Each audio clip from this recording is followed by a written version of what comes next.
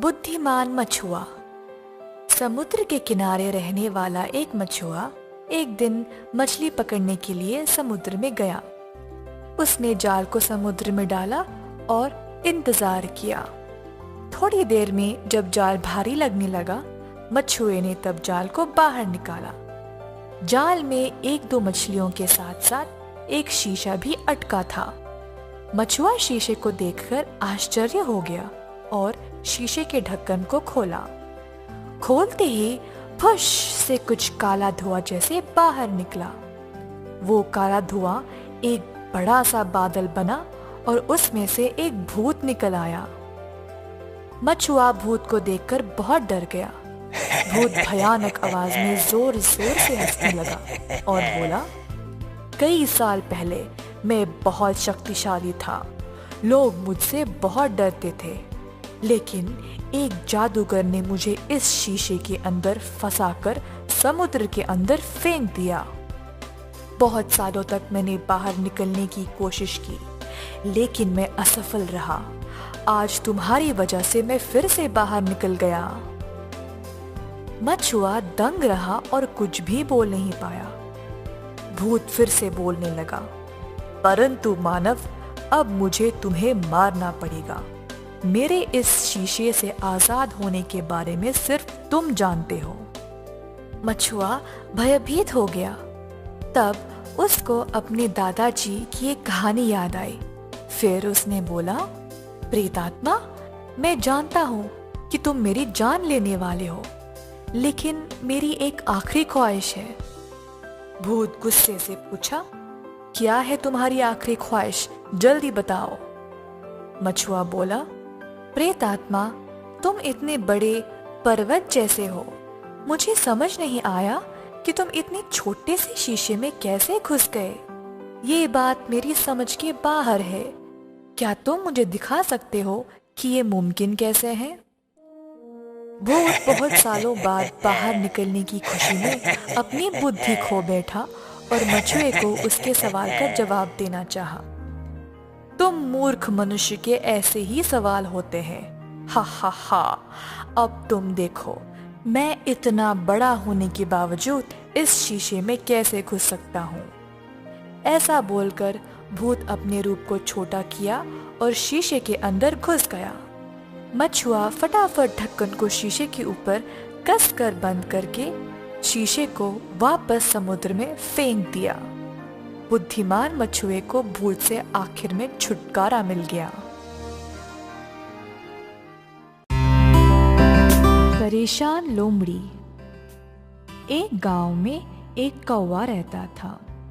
एक दिन उसको एक रोटी का टुकड़ा मिला। कौवा टुकड़े को अपने मुंह में पकड़कर एक पेड़ के ऊपर जा बैठा। कौवा रोटी का टुकड़ा खाने ही वाला था जब वहां पर पेड़ के नीचे एक लोमड़ी आई। लोमड़ी बहुत भूखी थी। कौवे के मुंह में रोटी का टुकड़ा देखकर उसके मुंह में पानी आ गया। ये देखकर लोमड़ी को पिछली बार की एक ऐसी ही घटना याद आई, जब एक कौवा अपने मुंह में मांस का टुकड़ा पकड़ कर रखा था और लोमड़ी ने उसको बोला, कौवा कौवा, एक गाना गाओ ना। बिना कुछ सोचे समझे वो कौवा गाने लगा और मांस का टुकड़ा नीचे गिर गया। लोमड़ी उसको उठाई और भाग गई। ये घटने को याद करके लोमड़ी सोची कि इस बार भी यही करके रोटी का टुकड़ा उठा ले जाऊं। लोमड़ी कौवे की ओर देखी और झूठी तारीफ करने लगी। ओ कौवा, तुम कितने अच्छे लगते हो। तुम्हारी आवाज भी बहुत मधुर होगी, ऐसा मैंने सुना है। क्या ये सही है? ऐसा लोमड़ी बहुत मासूम तरीके से पूछी। कौवा लोमड़ी को जवाब नहीं दे पाया। अब कौवे के मुंह में रोटी का टुकड़ा है ना। लोमड़ी मन ही मन में खुश होने लगी कि शायद कौवा उसकी चाल में फंसने वाला था। ओ कौवे, मेरे लिए एक छोटा सा गाना गाओ ना, मैं सुनकर अपने मन को खुश कर लूं। ऐसा लोमड़ी ने कौवे से विनती की। लोमड़ी इंतजार कर रही थी कि हाँ, अब तो किसी भी वक्त कौवा रोटी नीचे गिराएगा और मैं उसे उठा ले जाऊं। लेकिन कौवा तो चालाक निकला। उसने रोटी के टुकड़े को अपने पंजे में कस के पकड़ा और बोला, ओ लोमड़ी, तुम्हें मेरा गाना सुनने की बहुत इच्छा है ना, तो सुनो। ऐसा बोलकर कौवा का करके चीखने लगा। लोमड़ी सोचने लगी कि हाय, ये कौवा तो बड़ा चालाक निकला। लोमड़ी बहुत निराश होकर वहां से चली गई। परेशान लोमड़ी को वहां से जाते हुए देखकर कौवा जोर से हंसने लगा। दफा हो जाओ यहाँ से शातिर लोमड़ी, तुम्हें क्या लगा कि मैं तुम्हारी चाल समझ नहीं पाया? लोमड़ी की चाल में फंसे कौवे की कहानी मुझे भी पता है। अंत में कौवा पेट भरकर रोटी के टुकड़े को खा गया और खुशी खुशी उड़ गया।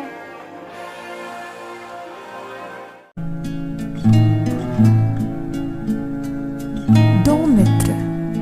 एक राज्य में विजयराज नाम का एक राजा था। वह बहुत कठोर और पत्थर दिल इंसान था। किसी की बात नहीं सुनता था। जो भी उसके विरुद्ध आवाज उठाता था उसको वह कठोर से कठोर सजा देता था। उस राज्य में रवि और शर्मा नाम के दो जिगरी दोस्त रहते थे। दोनों को एक दूसरे पर अंधविश्वास था। राजा के अत्याचार देखकर वे चुपचाप नहीं बैठ पाए। एक दिन रवि महाराज के विरुद्ध बात करने लगा। राजा के सैनिकों ने ये सुना और तुरंत रवि को गिरफ्तार किया और राजा के पास उठा ले गए। राजा के सामने भी रवि उनके विरुद्ध ही बात कर रहा था। राजा को इस बात पे बहुत गुस्सा आया और अपने सैनिकों को आज्ञा दी कि वे रवि को कारागार में बंद कर दें। इस बात का समाचार शर्मा को मिलते ही वह अपने दोस्त से मिलने कारागार आता है। ये क्या हो गया? तुम्हारे लिए मैं कुछ भी करूंगा, बताओ मैं तुम्हारी मदद कैसे करूं?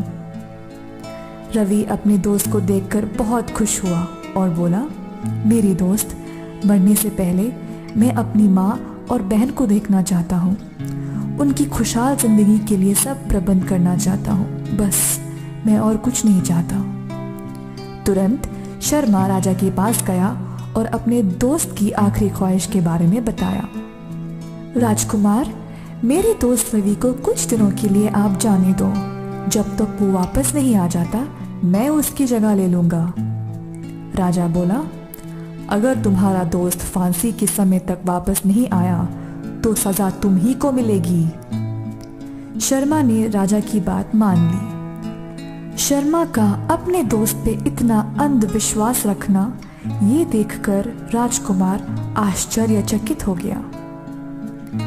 रवि को जाने देने से पहले राजकुमार ने इन दोनों की दोस्ती के बारे में पूछताछ किया और फिर राजी हुए। अगर तुम 1 महीने के अंदर वापस नहीं आए तो तुम्हारी जगह तुम्हारे दोस्त शर्मा को फांसी होगी। ऐसा बोलकर राजा रवि को जाने दिया। 1 महीना खत्म हो गया और रवि अभी तक वापस नहीं आया। उस दिन शाम को राजकुमार कारागार में गया और शर्मा से बोला, जिंदगी में कभी भी किसी पर इतना भरोसा मत करना। अब देखो, इतनी छोटी सी उम्र में तुम्हारी मौत होने वाली है। मुझे इस बात का बहुत दुख हो रहा है। उसी समय रवि किले के अंदर प्रवेश हुआ।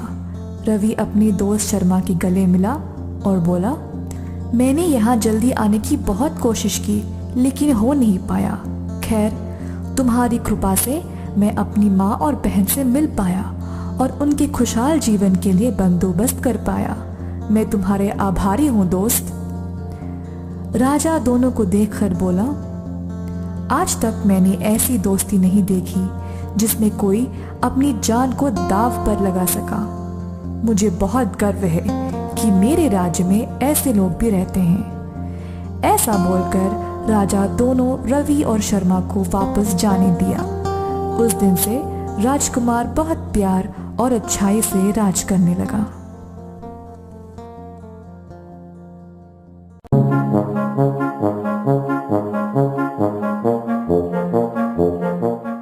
ईमानदारी। रामपुर नामक एक गांव में बाबू नाम का एक मामूली सा व्यापारी रहता था। वह हर रोज जंगल की लकड़ियां काटकर उन्हें बेचकर अपनी रोजी रोटी कमाता था। एक दिन नदी के किनारे एक बड़े से पेड़ के ऊपर चढ़कर डालियों को कुल्हाड़ी से काट रहा था।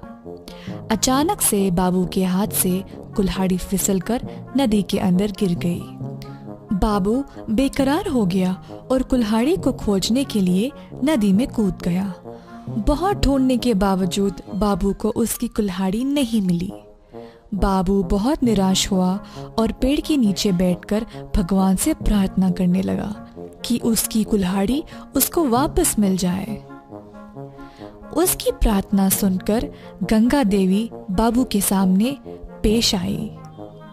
देवी बाबू से पूछी, क्या हुआ बाबू, तुम क्यों परेशान हो? बाबू ने जवाब दिया, देवी, मेरी रोजी रोटी कमाने का माध्यम सिर्फ मेरी कुल्हाड़ी थी, परंतु वो पानी में गिर गई।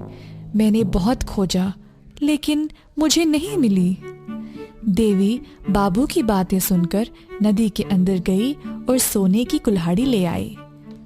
देवी बाबू को वही सोने की कुल्हाड़ी दिखाकर पूछी, क्या तुम्हारी कुल्हाड़ी यही है? बाबू बोला, देवी क्षमा कीजिए, पर ये मेरी कुल्हाड़ी नहीं है। देवी दोबारा नदी के अंदर गई और इस बार चांदी की कुल्हाड़ी ले आई। फिर से बाबू बोला कि नहीं, ये उसकी कुल्हाड़ी नहीं है। फिर से देवी नदी के अंदर गई और इस बार बाबू की कुल्हाड़ी ही ले आई। बाबू बहुत खुश हुआ और बोला, ओ देवी, यही है मेरी कुल्हाड़ी। बाबू की ईमानदारी देखकर गंगा देवी तीनों कुल्हाड़ियां बाबू के हाथ में सौंपकर गायब हो जाती है। इस कहानी से हमें ये पता चलता है कि बाबू अपनी ईमानदारी से ही धनवान बना।